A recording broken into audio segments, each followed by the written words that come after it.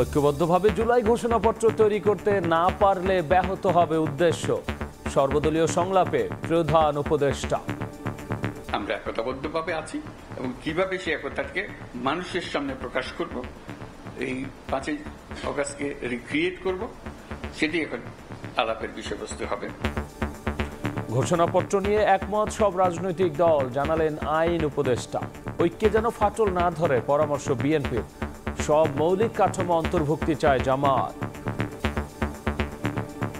যদি কোনো রাজনৈতিক দলিল ঐতিহাসিক দলিলে পরিণত হয়, সেই দলিলটাকে অবশ্যই আমরা সম্মান করি। ফ্যাসিবাদ বিরোধী যে ঐক্য সৃষ্টি হয়েছে সেখানে কোনো ফাটল সৃষ্টি না হয় সেদিকেও আমাদের লক্ষ্য রাখতে হবে। অনেক মৌলিক জিনিস এই ইতিহাস থেকে যেন বাদ না পড়ে যায় সে ব্যাপারে আমরা সরকারের দৃষ্টিতে আমরা এনেছি অনেক কথা, যাতে কাল বিলম্ব না হয়, আবারই খুব দ্রুত গতিতে না হয়, একটা মাঝামাঝি সময় দিয়ে যাতে আমরা ঐক্যমতে পৌঁছে সুন্দর একটা জিনিস প্রকাশ করতে পারি। সবাই মিলে সমন্বিতভাবে যেন কাজ করা যায়, সবার মতামত যেন সঠিকভাবে প্রতিফলিত হয়, সবাই যেন ফিল করে এই জুলাই গণ অভ্যুত্থান ঘোষণাপত্রের মালিকানা তারও আছে, এটার পক্ষে বিভিন্ন মতামত এসছে। দেখছিলেন প্রধান শিরোনাম। রাত 11টার সময় সঙ্গে আছি আমি গোলাম রাব্বি। এবার অন্যান্য শীর্ষ সংবাদ। 17.5 বছর পর কারামুক্ত সাবেক স্বরাষ্ট্র প্রতিমন্ত্রী লুৎফুজ্জামান বাবর। কর্মী সমর্থকদের উচ্ছ্বাস। মিথ্যা মামলা সাজিয়ে আটকে রাখার অভিযোগ বিএনপি নেতাদের। রেস্তোরাঁর পর এবার ওষুধ, পোশাক সহ আরও কয়েকটি পণ্যের ভ্যাট কমানোর ইঙ্গিত অর্থ উপদেষ্টা। খাদ্যপণ্যের শুল্ক না কমালে আন্দোলনের হুঁশিয়ারি ব্যবসায়ীদের। এবং দেশে HMP ভাইরাসে প্রথম রোগীর মৃত্যু। আক্রান্ত নারী অন্যান্য জটিলতা নিয়ে ভর্তি ছিলেন হাসপাতালে। আতঙ্কিত না হয়ে সচেতনতার পরামর্শ।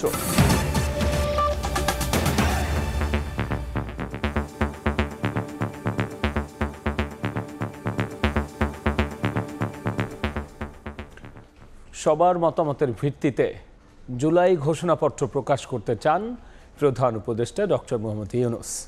বিকেলে রাজধানীর ফরেন সার্ভিস একাডেমিতে সর্বদলীয় বৈঠক শেষে এই কথা জানিয়েছেন তিনি। বলেছেন, ঐক্যবদ্ধভাবে ঘোষণাপত্র তৈরি করতে না পারলে উদ্দেশ্য ব্যাহত হবে। পরে আইন উপদেষ্টা জানিয়েছেন, ঘোষণাপত্র নিয়ে একমত সব রাজনৈতিক দল। আর বিএনপির স্থায়ী কমিটির সদস্য সালাউদ্দিন আহমেদ বলেছেন, ফ্যাসিস্ট সরকার পতনের পর রাজনৈতিক ঐক্যে যাতে ফাটল না ধরে সেদিকে খেয়াল রাখতে হবে। ঘোষণাপত্রে সব মৌলিক বিষয়ের অন্তর্ভুক্তি চায় জামাত। অন্তর্বর্তীকালীন সরকারের কাছে আমরা এই গণহত্যার বিচার চাই। অভ্যুত্থানের 5 মাস পর গত বছর ডিসেম্বরে জুলাই বিপ্লবের ঘোষণাপত্র প্রকাশের উদ্যোগ নেয় ছাত্র জনতা। 31 ডিসেম্বর ঘোষণাপত্র প্রকাশের দিন ঠিক করে তারা। পরে সরকারের পক্ষ থেকে তা প্রকাশ করার কথা জানানো হলে সেদিন কেন্দ্রীয় শহীদ মিনারের মার্চ ফর ইউনিটি কর্মসূচি থেকে 15 জানুয়ারির মধ্যে জুলাই বিপ্লবের ঘোষণাপত্র প্রকাশের দাবি জানান আন্দোলনকারী শিক্ষার্থীরা। এ লক্ষ্যে সব রাজনৈতিক দলের সঙ্গে আলোচনা করে সরকার। ঘোষণাপত্রে কি থাকবে তা নিয়ে দেখা দেয় ভিন্ন ভিন্ন মত। ঘোষণাপত্র নিয়ে বিরোধ দূর করতে সর্বদলীয় রাজনৈতিক সংলাপের আহ্বান করেন প্রধান উপদেষ্টা ডক্টর মোহাম্মদ ইউনূস। তার ডাকে সাড়া দিয়ে বৃহস্পতিবার বিকেলে রাজধানীর ফরেন সার্ভিস একাডেমিতে হাজির হন রাজনৈতিক দল ও অভ্যুত্থানের পক্ষের বিভিন্ন দল ও সংগঠনের নেতারা। বিএনপির এক সদস্যের প্রতিনিধি দলের নেতৃত্ব দেন দলটির স্থায়ী কমিটির সদস্য সালাউদ্দিন আহমেদ। জামায়াতের 3 সদস্যের প্রতিনিধি দলের নেতৃত্ব দেন দলটির সেক্রেটারি জেনারেল মিয়া গোলাম পরওয়ার। এছাড়া ছিলেন অভ্যুত্থানের নেতৃত্ব দানকারী বৈষম্য বিরোধী ছাত্র আন্দোলন, জাতীয় নাগরিক কমিটি ও অন্যান্য রাজনৈতিক দলের প্রতিনিধিরা। আমরা একতাবদ্ধভাবে আছি। সংলাপের শুরুতেই উদ্বোধনী বক্তব্য দেন প্রধান উপদেষ্টা ডক্টর মোহাম্মদ ইউনূস। তিনি বলেন, সবার ঐক্যের ভিত্তিতে জুলাই বিপ্লবের ঘোষণাপত্র তৈরি না হলে মতভেদ তৈরি হতে পারে। ক্রিয়েট করতে হয় তাহলে এইভাবেই করতে হবে, একত্রে করতে হবে। সেই কথা থেকেই এই আলাপ শুরু, যেভাবে একত্রে করা যাবে। আজকে এই আলোচনাটা একে কেন্দ্র করেই হবে। যেখানে আমরা ঐক্যবদ্ধভাবে এটা করতে পারবো না, তাহলে এটার উদ্দেশ্য ব্যাহত হলে এটার দরকারও নেই। আসলে দরকারটা হলো ওইটুকু স্মরণ করিয়ে দেবে যে আমি বললাম, আপনাদের দেখলে আমার মনে সাহস আসে, সবার মনে সাহস আসবে। সবাই যদি আমরা একত্রে যাই, সারা দেশ একেবারে চমকে উঠবে যে হ্যাঁ, আমরা তো আছি, জেগে আছি এখন। 2 ঘন্টা সংলাপ শেষে বেরিয়ে আসেন বিভিন্ন দলের প্রতিনিধিরা। এ সময় বিএনপির স্থায়ী কমিটির সদস্য সালাহউদ্দিন আহমেদ বলেন, ঘোষণাপত্র নিয়ে যাতে ফ্যাসিবাদ বিরোধী রাজনৈতিক ঐক্যে ফাটল না ধরে সে ব্যাপারে পরামর্শ দিয়েছেন তিনি। আর জামায়াতের সেক্রেটারি জেনারেল জানান, সব মৌলিক বিষয়ের সন্নিবেশ চান তারা। যে কোনো রকমের অনৈক্যের বীজ যাতে আমাদের ভিতরে বপন না করতে পারে কোনো ফ্যাসিবাদী শক্তি এবং ফ্যাসিবাদের দূষররা, সেদিকে আমাদের লক্ষ্য রাখতে হবে এবং যাতে এই ঘোষণাপত্রকে কেন্দ্র করে ফ্যাসিবাদ বিরোধী যে ঐক্য সৃষ্টি হয়েছে সেখানে কোনো ফাটল সৃষ্টি না হয় সেদিকেও আমাদের লক্ষ্য রাখতে হবে। একটি বিশাল ইসলামী শক্তি এই ফ্যাসিবাদ বিরোধী আন্দোলনে তাদের যে অসাধারণ ত্যাগ, বহু মানুষকে শহীদ করা হয়েছে, নিরীহ নিরপরাধ নেতৃবৃন্দকে ফাঁসিতে ঝুলিয়ে হত্যা করা হয়েছে, গুম করা হয়েছে, ক্রস ফায়ারে নেওয়া হয়েছে। এই সত্য ইতিহাসগুলো ঘোষণাপত্রের কাঠামোর মধ্যে স্থান পায়নি। অনেক মৌলিক জিনিস এই ইতিহাস থেকে যেন বাদ না পড়ে যায় সে ব্যাপারে আমরা সরকারের দৃষ্টিতে আমরা এনেছি অনেক কথা। সেটার একটা পদ্ধতিগত দিক কি হবে, কিভাবে এই দলিলটি তৈরি হবে সেই বিষয়ে আমরা আমাদের প্রস্তাবগুলো তুলে ধরেছি। আশা করি সেই অনুযায়ী অন্তর্বর্তী সরকার একটা কর্মপন্থা ঠিক করবেন। আমরা প্রথমেই বলেছি যে এটা তাড়াহুড়া করে যেন প্রক্রিয়ায় যাতে কোনোভাবে এটা তৈরি না হয়।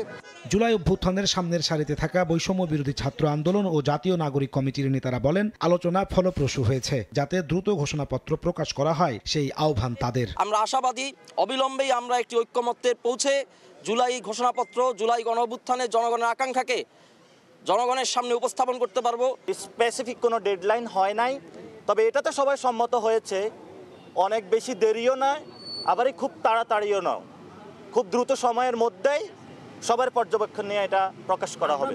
আর সরকারের তরফ থেকে আইন উপদেষ্টা ডক্টর আসিফ নজরুল বলেন, ঘোষণাপত্র প্রকাশের ব্যাপারে সবাই একমত হয়েছে, যত দ্রুত সম্ভব তা প্রকাশের উদ্যোগ নেবে সরকার। সকলেই বলেছেন যে এই ঐক্যমত পোষণ করে সর্বসম্মতিক্রমে একটি ডকুমেন্ট প্রস্তুত করার জন্য যত সময় লাগুক সেই সময় যেন নেওয়া হয়, তাড়াহুড়া যেন না করা হয়, আবার অযথা কালক্ষেপণও যেন না করা হয়।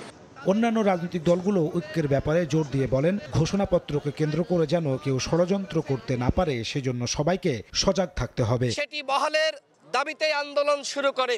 নাজমুস সালেহী, সময় সংবাদ, ঢাকা। প্রায় 17.5 বছর পর কারামুক্ত হলেন সাবেক স্বরাষ্ট্র প্রতিমন্ত্রী বিএনপি নেতা লুৎফুজ্জামান বাবর। তাকে স্বাগত জানাতে ঢাকা সহ বিভিন্ন জেলা থেকে কেরানীগঞ্জে ঢাকা কেন্দ্রীয় কারাগারের সামনে জড়ো হন হাজারো নেতাকর্মী। কামাল হোসেন এবং শিফাত আল শাহরিয়ারের ছবিতে কামরুজ্জামান মামুনকে নিয়ে আল আমিন তুষারের রিপোর্ট। দীর্ঘ 17 বছর পর কারাগার থেকে মুক্তি পেলেন 10 ট্রাক অস্ত্র চোরাচালান মামলা সহ বেশ কয়েকটি মামলায় সাজাপ্রাপ্ত বিএনপি নেতা সাবেক স্বরাষ্ট্র প্রতিমন্ত্রী লুৎফুজ্জামান বাবর। বৃহস্পতিবার দুপুরে কেরানীগঞ্জ কেন্দ্রীয় কারাগার থেকে ছাদখোলা গাড়িতে বেরিয়ে আসেন তিনি। এ সময় নেতাকে স্বাগত জানান আগে থেকে অপেক্ষায় থাকা কর্মী সমর্থকরা। জেলগেটের বেষ্টনী পেরিয়ে তার গাড়ি ঘিরে ফেলেন তারা।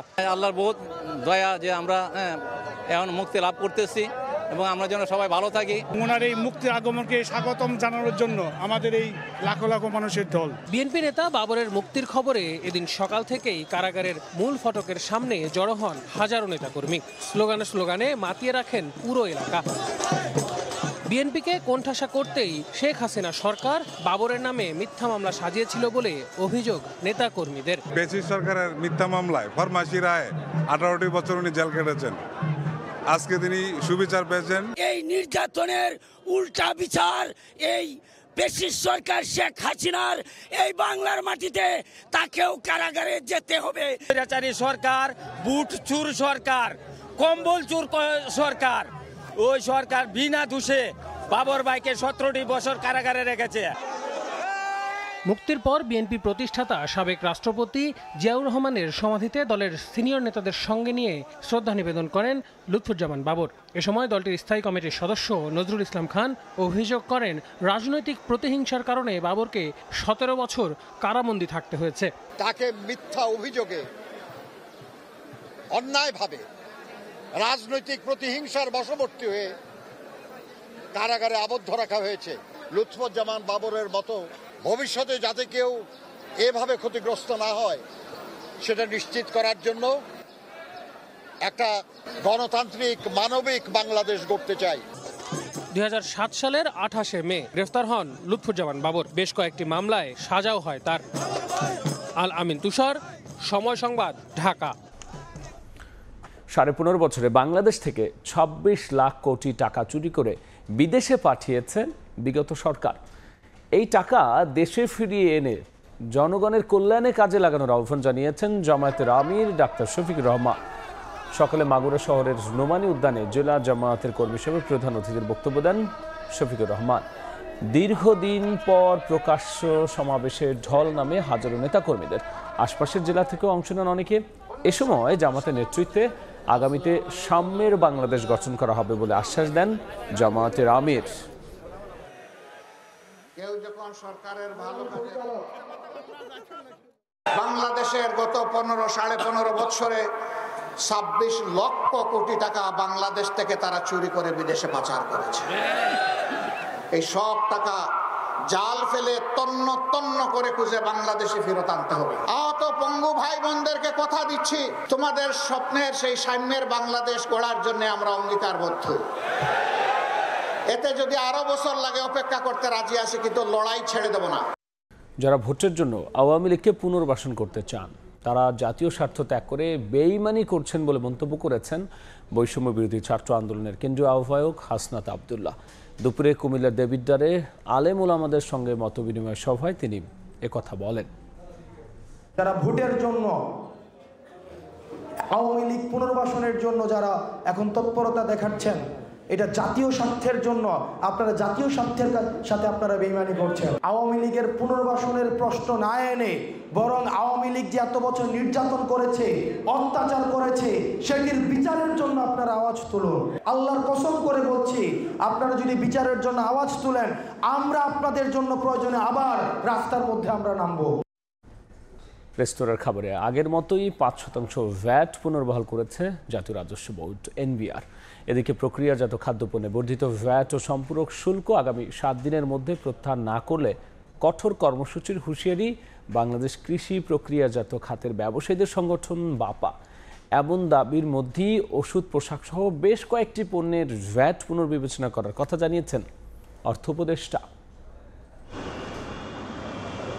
রাজস্ব আদায় বাড়াতে গেল 9 জানুয়ারি শতাধিক পণ্য ও সেবায় ভ্যাট ও সম্পূরক শুল্ক বাড়ায় জাতীয় রাজস্ব বোর্ড এনবিআর, যেখানে রেস্তোরাঁয় খাবারের ভ্যাট 1 লাফে 5% থেকে বাড়িয়ে করা হয় 15%। সরকারের এই সিদ্ধান্ত বিরোধিতা করে প্রথম দিন থেকেই তা প্রত্যাহারের দাবি জানান ব্যবসায়ীরা। এরই অংশ হিসেবে ভ্যাট কমানোর দাবিতে বৃহস্পতিবার দেশব্যাপী মানববন্ধন করেন তারা। এর মধ্যেই এনবিআর এর পক্ষ থেকে জানানো হয়, আগের মতোই 5% ভ্যাট থাকছে রেস্তোরাঁর খাবারে। পুনরায় 5%-এ ফিরিয়ে নেওয়ার জন্য সিদ্ধান্ত দিয়েছে। রবিবারের ভিতরেই এসআরও জারির মাধ্যমে পূর্বের অবস্থায় অর্থাৎ 5% ভিএটি হার আরোপ করা হবে। যদি সরকার 5%-এর প্রজ্ঞাপন রোববারের মধ্যে না দেয়, আমরা সারা বাংলাদেশে একদিনের জন্য স্ট্রাইকে যাব। এদিন সকালে বিস্কুট, কেক, সসের মতো প্রক্রিয়াজাত খাদ্যপণ্যের বর্ধিত ভ্যাট ও সম্পূরক শুল্ক প্রত্যাহারের দাবিতে ঢাকা ক্লাবে সংবাদ সম্মেলন করে বাংলাদেশ কৃষি প্রক্রিয়াজাত খাদ্যের ব্যবসায়ীদের সংগঠন বাপা। আগামীতে 7 দিনের মধ্যে দাবি না মানা হলে কঠোর কর্মসূচির হুঁশিয়ারি দেয় সংগঠনটি। ট্যাক্স বাড়লে যেহেতু সরাসরি ইন্ডাস্ট্রি দেয়, আমাদেরকে দ্রব্যমূল্য বাড়াইতে হবে। মূল্য যখন বাড়াবো তখন এটা কনজিউমার, এটা কাস্টমার কমতে থাকে। আমাদের একটাই বলার আছে যে এই শিল্পকে বাঁচান, এদেশের মানুষকে বাঁচান। এটা আম জনতার খাবার, বিস্কিট বড়লোকের খাবার না। 90% বিস্কিট উৎপাদিত হয় 5 টাকা, 10 টাকা, 15 টাকা। যখন দাম 20 টাকা হয়, 20 টাকা খাওয়ার মতো বিস্কিটের মানুষ বাংলাদেশে নাই। ভ্যাট বৃদ্ধির প্রতিবাদে যখন সরব বিভিন্ন খাতের ব্যবসায়ীরা, তখন বিকেলে সচিবালয়ে অর্থ উপদেষ্টা জানান, ওষুধ, পোশাক সহ বেশ কয়েকটি পণ্যের বর্ধিত ভ্যাট কমানোর চিন্তা করছে সরকার। আজকে আমরা রিভিউ করেছি, কিছু কিছু ভ্যাটেরটা আমরা পরে জানতে পারবেন। আদেশ আসবে কয়েকটা জিনিস, অত্যাবশ্যক না, কিছু কিছু রেস্টুরেন্টের উপর আমরা বলেছি। তারপরে ওষুধের ব্যাপারে রেস্টুরেন্ট, পোশাকেরটাও কিছুটা, ইম্পোর্টেড ফরেন জুস, এগুলো আমি কেন কমাবো? ভ্যাট না বাড়িয়ে বিভিন্ন খাতে দুর্নীতি বন্ধ করে সরকারকে রাজস্ব বাড়ানোর দিকে মনোযোগ দেওয়ার আহ্বান জানান ব্যবসায়ীরা। সানবীর রূপল, সময় সংবাদ, ঢাকা। দেশে HMP ভাইরাসে আক্রান্ত প্রথম রোগী মারা গেছেন। আক্রান্ত নারীর অন্যান্য জটিলতা নিয়ে ভর্তি ছিলেন মহাখালীর সংক্রমণ ব্যাধি হাসপাতালে। করোনার মতো ভ্যারিয়েন্ট পরিবর্তন না করায় HMPVর মহাকারী আকার ধারণের সম্ভাবনা নেই বলছেন বিশেষজ্ঞরা। দেশে HMP ভাইরাসের সংক্রমণ রোধে সীমান্তে সতর্কতা জারির মধ্যেই এক রোগীর মৃত্যুর খবর এলো। বুধবার সন্ধ্যায় মহাখালীতে সংক্রামক ব্যাধি হাসপাতালে মারা যান কিশোরগঞ্জের সানজিদ আক্তার। এদিকে HMP ভাইরাস নিয়ে জনসচেতনতা তৈরি করতে বৃহস্পতিবার সকালে রাজধানীর বঙ্গবন্ধু শেখ মুজিব মেডিকেলে emerging Trends human metapneumo virus a new threat to Bangladesh শীর্ষক বিশেষ সেমিনারের আয়োজন করা হয়। এতে বক্তারা বলেন, HMP ভাইরাসে আতঙ্কিত হওয়ার কিছু নেই। করোনার মতো এই ভাইরাস ভ্যারিয়েন্ট পরিবর্তন না করায় মহামারীর আকার ধারণ করার সম্ভাবনাও নেই। ডায়াবেটিস, উচ্চ রক্তচাপ, কিডনি, অ্যাজমার মতো যাদের জটিল রোগ আছে তাদের বিশেষভাবে সতর্ক থাকতে হবে। লক্ষণ অনুযায়ী চিকিৎসা দিলে এবং পর্যাপ্ত পরিমাণে তরল ও পুষ্টিকর খাবার খেলে রোগটি ভালো হয়ে যায়। একাধিক রোগে আক্রান্ত ব্যক্তি ছাড়া এই রোগ শনাক্তকরণের জন্য পরীক্ষা করারও প্রয়োজন নেই বলেও জানান স্বাস্থ্য বিশেষজ্ঞরা। তবে আক্রান্ত ব্যক্তিকে ব্যবহার করতে হবে মাস্ক। নতুন ভাইরাস না, করোনা সম্পূর্ণ নতুন ভাইরাস ছিল। নাম্বার 2, ভাইরাসগুলো কিন্তু ক্রমাগত তার চেহারা চেঞ্জ করে করোনা ভাইরাস। এই ভাইরাসটা স্টেবল, এত ফ্রিকোয়েন্ট চেঞ্জ হচ্ছে না। 3 নম্বর হচ্ছে এটা কিন্তু ওইটার মতো ভয়াবহ না, ওইটার মতো আবার ছড়ায়ও না। যাদের আপনার প্রতিরোধ ক্ষমতা কম বা ছোট বাচ্চারা তাদের ক্ষেত্রে এটা বেশি ক্ষতিকারক। যদি কোনো হাঁচি, কাশি, সর্দি বা ব্রঙ্কিওলাইটিস যেগুলো আমরা বলি, নিউমোনিয়া যদি হয়, সেক্ষেত্রে আমাদেরকে সতর্কতা নিতে হবে। এদিকে আক্রান্ত রোগীর মৃত্যুর ঘটনায় দুপুরে স্বাস্থ্য মন্ত্রণালয়ে জরুরি সংবাদ সম্মেলন করা হয়। স্বাস্থ্য মন্ত্রণালয়ের বিশেষ সহকারী অধ্যাপক সাইদুর রহমান বলেন, ভাইরাসটিতে আক্রান্ত কেউ সাধারণত মারা যায় না। সানজিদ আক্তার HMPV-তেই মারা গেছেন কিনা তা এখনো সুস্পষ্ট নয়। HMPVর কারণে মৃত্যু হওয়ার ঘটনাটি বিরল। সুস্থতা, তার ইমিউন স্ট্যাটাস, তার অন্যান্য রোগের উপস্থিতি, এইগুলো নির্ধারণ করে HMPV দিয়ে মানুষটি আসলে কতখানি ঝুঁকির মধ্যে আক্রান্ত হবেন। এই ভাইরাসের ক্ষেত্রে মাস্ক পরা, বারে বারে হাত ধোয়া, এই দুটো কাজ যদি করা যায়, এটা সংক্রমণের বিস্তার রোধ করবে। কোভিড কালে আমাদের যে প্রস্তুতিটা হয়েছে সেটাকে আমরা রিজুভিনেট করলে, অনফুট করলেই এটা প্রায় সিমিলার হবে বলে আমরা ধারণা করি। শিশু ও বয়স্ক ব্যক্তিদের মধ্যে যারা গুরুতর অসুস্থ অবস্থায় আছেন তাদের ইনফ্লুয়েঞ্জার টিকা নেওয়ার পরামর্শ দেন বিশেষজ্ঞরা। শিশু এবং বয়স্কদের জন্য বাড়তি ঝুঁকি আছে। আবু সাইদ নিশান, সময় সংবাদ, ঢাকা। 1.5 বছর বয়সী শিশু ইর্তেজার চোখে ভুল অস্ত্রোপচার করার অভিযোগ ও গণমাধ্যমে প্রচারিত সংবাদের ব্যাখ্যা জানিয়ে সংবাদ সম্মেলন করেছে বাংলাদেশ আই হসপিটাল। বৃহস্পতিবার বিকেলে রাজধানী ধানমন্ডিতে হাসপাতাল ভবনে সংবাদ সম্মেলনের আয়োজন করে কর্তৃপক্ষ। পুরো ঘটনাটিকে বিকৃতভাবে উপস্থাপন করা হয়েছে বলে দাবি করেছে হাসপাতালের পরিচালনা পর্ষদ। তারা জানিয়েছেন, উভয় চোখের পাপড়ি সরানোর পর চিকিৎসা পরবর্তী ব্যবস্থা গ্রহণ শেষে শিশুকে তার পরিবারের হাতে তুলে দেওয়া হয়। তাদের মতে, গণমাধ্যমে ভুল তথ্য দিয়ে হাসপাতালের চিকিৎসা সেবা সহ পুরো প্রক্রিয়াটিকে প্রশ্নবিদ্ধ করেছেন শিশুর পরিবার। ভুল তথ্য দিয়ে চিকিৎসকের বিরুদ্ধে মামলা দায়ের ও মাঝরাতে গ্রেফতার করানোরও নিন্দা জানান তারা। সংবাদ সম্মেলনে শিশুর পরিবারকে আমন্ত্রণ জানানো হলেও তারা উপস্থিত ছিলেন না। এই ঘটনাটা হলো একটা ফরেন বডি রিমুভাল, কোনো অস্ত্রোপচার ছিল না। এটা যেহেতু বাচ্চাটা এখন আছে, আমরা 1 মিনিট লাগবে, আবার চোখটা করে দিচ্ছি, এটা ছিল। এবং ডাক্তার নিজেও বলেছেন, তাই তো দুইটাই তো করা দরকার ছিল, এই কথা ডাক্তারও বলেছেন। এই যে কথাটা বলা হয়েছে যে অস্ত্রোপচার করা হয়েছে, এটা আমি মনে করি একটা ভুল একটা ব্যাখ্যা করা হয়েছে বা একটা কমিউনিকেশন গ্যাপ হয়ে গেছে। ভুল জায়গাটাতে আমরা চাইব সংশোধন অবশ্যই করতে হবে। কখনো কি চিকিৎসক চাইবে যে আমার রোগী আমি তার ভুল চিকিৎসা করব? সেটা কিন্তু কেউ চাইবে না। আমরা চাই যে আস্থার জায়গাটা থাকুক। এই ছিল আমার কাছে থাকা দেশ বিদেশের খবর।